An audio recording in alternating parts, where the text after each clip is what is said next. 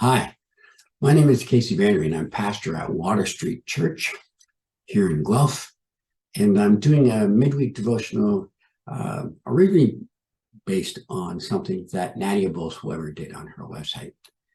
This is a little known story from the Gospel of Luke, and it goes like something like this, and this is a paraphrase.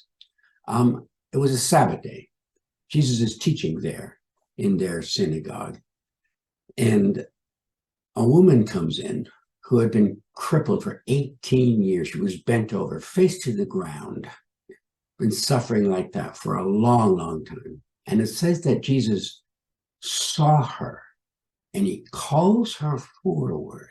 And then he says to her, "Woman, you are set free." And then he put his hand on her and immediately she straightened up. And of course, she praised God.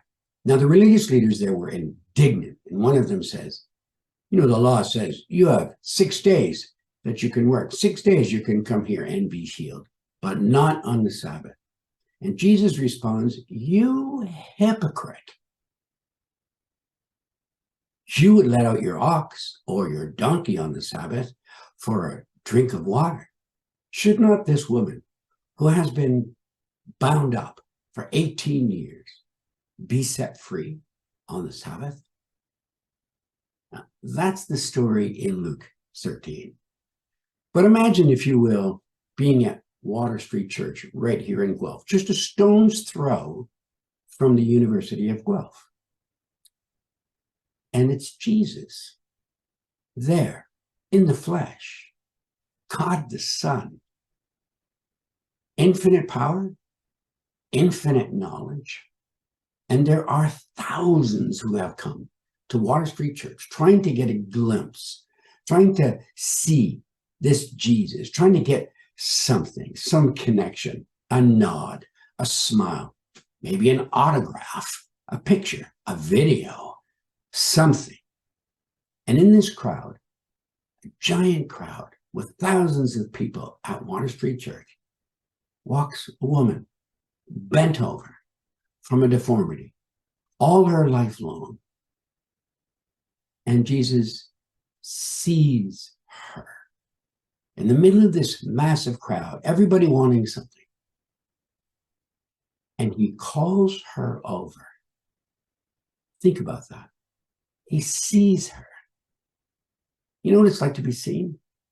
When you're in a crowded room and you're with your loved one, and just with a glimpse, you could say to your loved one, without saying a word, across the crowded room, you could say, "I've had enough. I'm out. Let's go." And your loved one would know that because they see you, they know you. Well, here's Jesus with infinite knowledge and infinite power.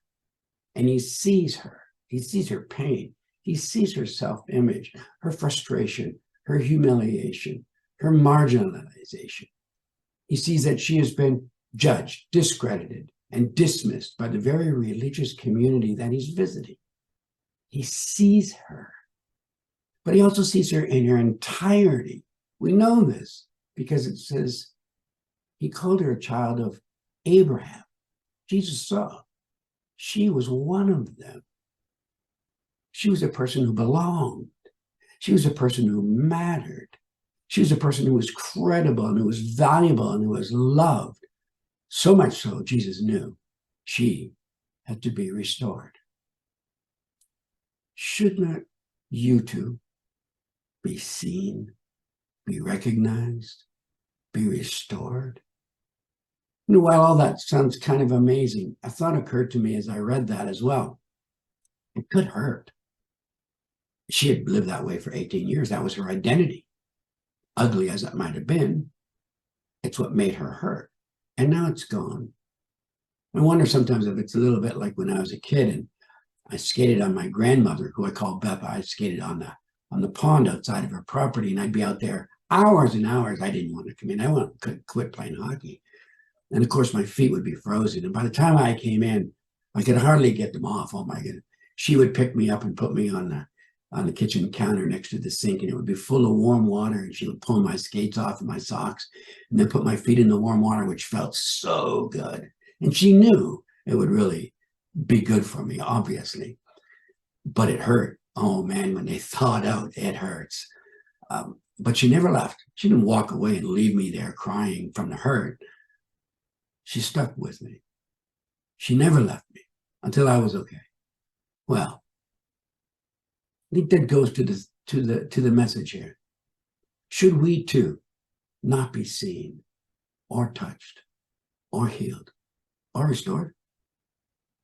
I think yes. Think about that. He is with us always, he says, to the very end of the age. Thank you.